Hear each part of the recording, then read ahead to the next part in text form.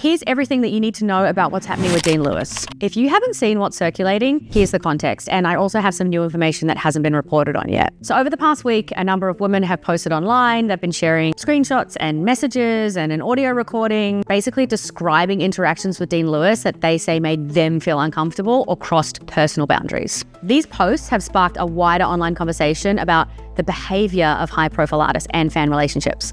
And a lot of that commentary I can't share because of how hectic the defamation laws are in this country. Here's something that hasn't been reported on yet though. So this all broke just as ARN held their big upfronts at the Star in Sydney this week. And upfronts, if you don't know, it's where media companies pitch their upcoming year to advertisers and agencies. And Dean was originally listed as the main act, but at the last minute, Amy Shark performed instead. Then, the following day, Dean addressed what can only be described as a social media shitstorm, and he released a really lengthy statement. So in it, he said he can understand why people are angry and disappointed. He said that he's enrolling himself in intense therapy to make better choices, and he also apologized to women that he's hurt. In Australia, Dean Lewis is one of our highest selling exports. He makes a lot of money for a lot of people. So how his team responds will be closely watched. By the way, the Australian industry has been talking behind closed doors about certain allegations for years. Some friends in media have told me about how they actually pulled back on their coverage of Dean. And Triple J aired his song 7 Minutes just once in March last year, and I haven't seen any regular rotation for roughly 5 years. To be clear, I'm not suggesting Dean Lewis has done anything illegal or